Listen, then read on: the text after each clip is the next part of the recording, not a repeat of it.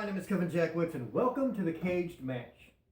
So it's really cool, man. We got a new look today, and not just a new look, but kind of a whole new process involved in this. Now, I am a little bit late this post, and that was simply because I started recording last night, and I'm still using my phone. I haven't gotten the camcorder yet. I took it off, and it was all blurry. So I had to just go to sleep, man, and I had assignments to do today.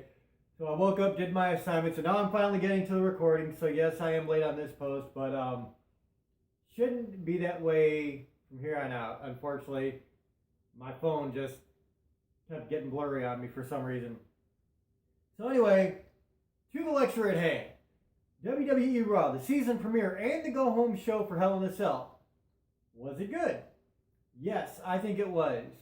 I think that this actually felt like a big show. They've gone through a lot of stuff where they've announced big shows or supposedly big shows, and they made a big deal out of them, like the reunion shows that they've had and the 1000th episode, and they made such a big deal about all these episodes, and they all sucked. This actually felt like an important show.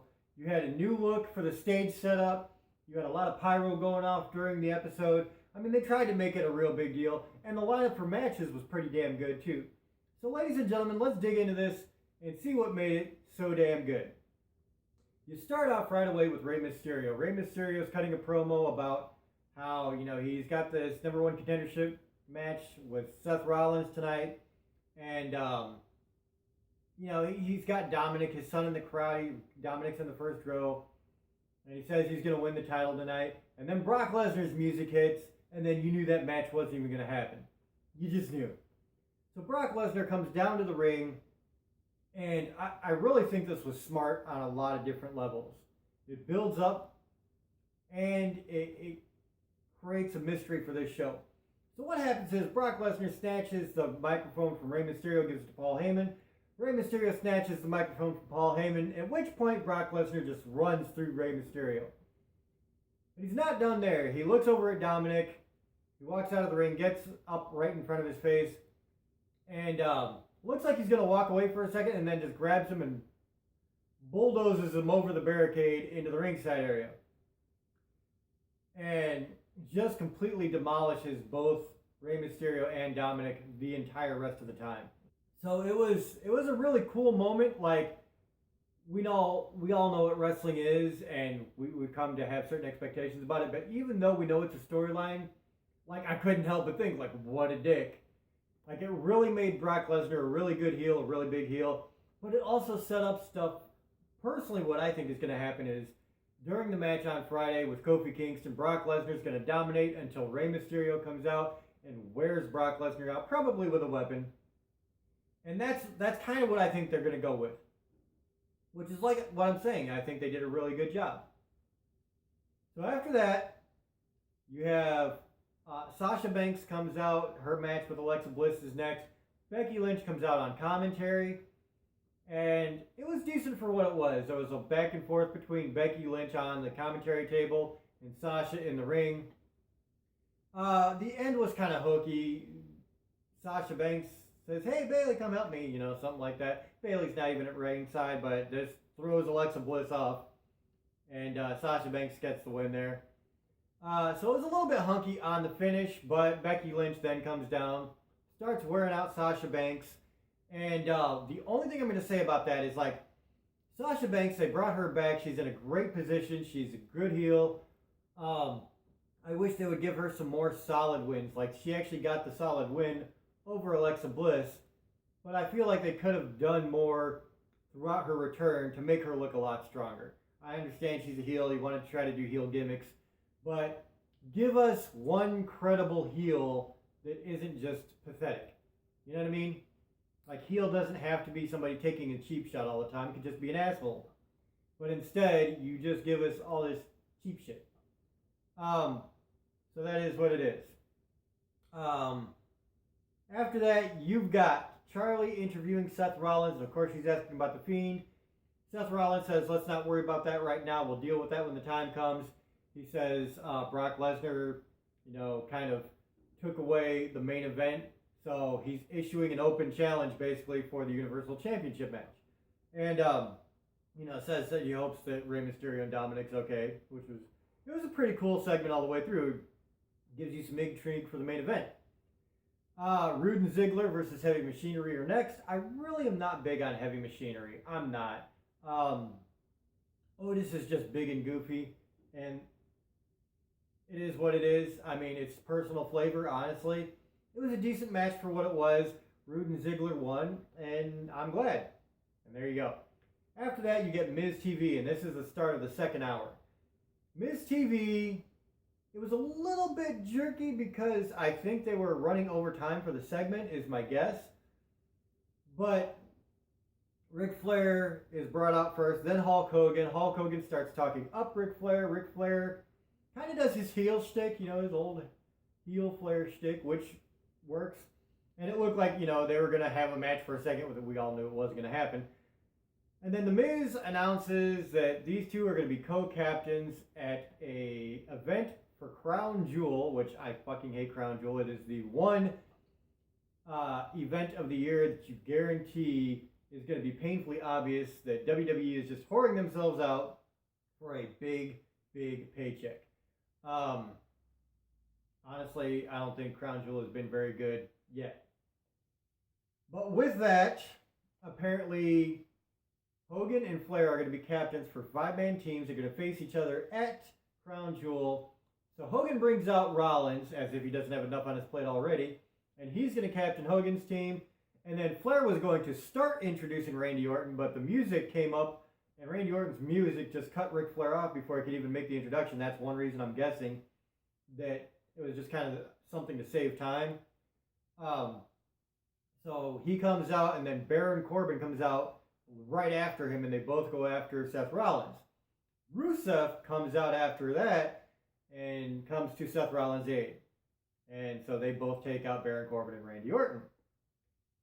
There is a immediate interview right after that where Rusev says, I was the only one to help Seth Rollins out, so he owes me, so I want that heavyweight championship match tonight. So there you go. The heavyweight match is in stone. After that, you get the Viking Raiders versus the OC. I liked this match. I like pretty much everybody involved. And the big guys, man, the Viking Raiders, as much as I hate that name, and I hate how they were repackaged, they are a couple of big guys that can really, really, really move. Ivan, or whatever the hell they're calling him now, to see him doing the suicide dive through the ropes, and jump off the middle rope with the clothesline and stuff, he's a big guy that can really, really move, and that's cool to see, man. It really is. So yeah, it was a decent match. Viking Raiders come away with the win. After that, Charlie, she starts talking about Brock Lesnar and, kind of how heinous it was what he did to Ray and Dominic. Cesaro pops in, says it wasn't heinous. I would have done the same thing. He gets interrupted by Ricochet, who said, you're talking pretty big to a couple of guys that aren't here right now. And he basically takes up the spot for Rey Mysterio and says, you're talking big. Why don't you just come to the ring? So that turns into a match between Cesaro and Ricochet. They've had a couple of matches in the past that were really good. And it's exactly what you would expect. You had the high-flying Ricochet, the incredibly strong Cesaro. They had a nice little back and forth going, and at the end, Ricochet won. So it all worked. Then you get the Firefly Funhouse bit, which, I'll be honest, I don't know how I feel about this one. It was there. I didn't really care for it. It didn't take away too much. It was just there. And usually I like the Firefly Funhouse. I think Bray Wyatt's amazingly good at promo work. But this was just like the puppets were all afraid of what the Fiend was going to do to Seth Rollins. Bray Wyatt says he's going to go tell the Fiend to be nice, comes back into camera laughing and said, just kidding. It was kind of pointless, honestly. So after that, you get AJ Styles versus Cedric Alexander, which was not pointless. Very good match. AJ Styles could have a match with a mop and it would be amazing. But you've got a highly talented guy like Cedric Alexander, so you know it's going to be good. And that it was. Really good back and forth, some really good movesets. And at the end of the day, AJ Styles wins. What more can you ask for? Honestly, just good shot. And, AJ, he deserves a belt as long as he's there, honestly. Street Profits promo after that. I've said before how I feel like the Street Profits, man, when you bring these guys in and you have them doing the same exact thing week after week after week after week, man, you've got to change it up. You got to do something new. I don't care. Getting them on TV is fine, but if all they're doing is reciting what's already happened or what's going to happen in the show and adding a little humor to it, eventually it gets stale. You've got to do something new with them. Now, they did say they were going to have a match on Wednesday for the NXT Tag Championships. So that's cool. But, I mean, if you're going to have these guys on Raw all the time, do something with them. That's my thought. So from there, you get the one point of the show I really didn't care about at all, and I'm not going to, I don't think, at this point. Lacey Evans versus Natalya. I'm going to fast forward to the end of this because I really didn't care and it sucked. Sorry. But Lacey Evans scratches Natalya in the eyes and does like the most awkward roll-up I've ever seen in a match. And I've seen some really awkward roll-ups before. This was just as uncoordinated as you could possibly get. And she's had a lot of that lately, Lacey Evans has. And so once again, she goes over somebody way more talented than she is. I don't understand the push. She's not talented. She doesn't have a good gimmick. Nothing about this is good to me. And I'm just being honest. Not personal. She could be a great person. She could have a heart of gold. Nothing about this is a personal attack. It is just in the ring. She is awkward. And that's just the way I see it. So after that, you get a backstage Paul Heyman interview where, you know, he said Brock Lesnar's not going to talk. This is kind of McMahon's fault because you shouldn't bring Brock Lesnar to Raw when you know he's in fight mode. So he's kind of just building up the heel thing again with Brock Lesnar. But it was good. It was a decent promo. I mean, it's Paul Heyman. Come on.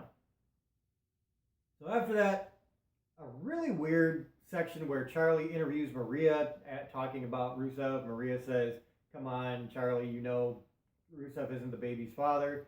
And then walks off. And then Sasha Banks comes in and cuts a decent promo about Becky Lynch in their match in Hell in a Cell, saying she's going to make her cry, tap out, yada, yada, yada. But it was good. It was good. So after that, you get Rusev versus Rollins. Honestly, not much of a match here. You come out, Seth Rollins introduced really good pyro. I kept mentioning the pyro. Well, when the fire came out for the Burn It Down music, it was really cool. And then you had Randy Orton and Baron Corbin standing at the commentator area. And so Seth Rollins and Rusev, they kind of have a match. Doesn't go too long. And then Bobby Lashley's music hits. And this, since I'm a little bit late now and I've kind of seen some of the reactions, I think it's pretty unanimous. Overall, this was a pretty good show.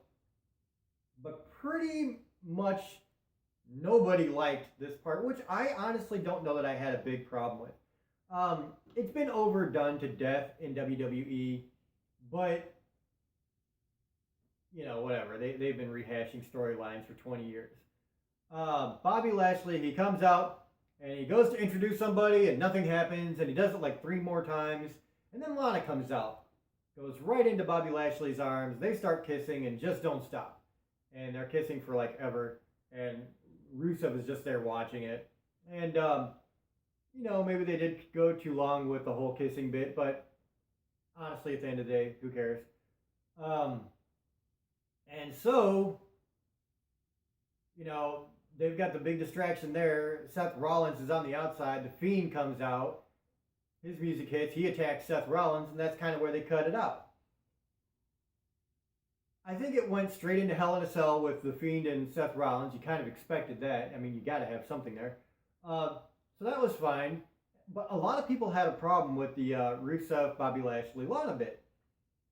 I don't know why. It doesn't really matter to me. I don't think it was that bad. I think it builds up a storyline. There's a mystery there. You kind of want to see what happens. And so, overall, I really like this show. I felt they started very strongly with Brock Lesnar. Built him into the ultimate asshole, which was great. I thought they finished kind of strong too, because like I said, you got the mystery there. You don't know really what's going on. Obviously, something is. And then you've got the whole Bray Wyatt, you know, Seth Rollins cataclysm. So it worked. You had some good matches in there. Cesaro, Ricochet, AJ Styles against Cedric Alexander. The Viking Raiders I thought was really good. Sasha Banks and Alexa Bliss was all right. But at least they had, you know, the lead on with Becky into Hell in a Cell, so that was cool. Miz TV, a little, I don't know. It was a little jerky, and it tried to build on something that I just don't care about. So, honestly, that part, like the Miz TV and the Lacey Evans bits, were the only two bits that I really could give a shit less about. And really could. Like, Lacey Evans, I don't care if I ever see her on my TV again. Or at least until she improves. You know what I mean? Like, give her the chance to really improve, because she is just awkward, bro. It's painful to watch. But yeah, a lot of good stuff. And like I said, you know, with all the pyro and the new look, it felt like a different show. It felt new, and it felt like they were really putting in the effort, which is big. So, I usually grade out of 10. I'm going to give this an 8 out of 10. I think it was worth it, man. I think it was a really good show, and I think they really tried hard on this one. And it finally shows that they tried hard. That's the important thing. So yeah, 8 out of 10. Let me know what you guys thought about it. What did you think about the beginning and the ending in particular? So let me know what you think in the comments. If you enjoyed this, hit the like button, subscribe, and share. My name is Kevin Jackwitz, Cage Nation, out.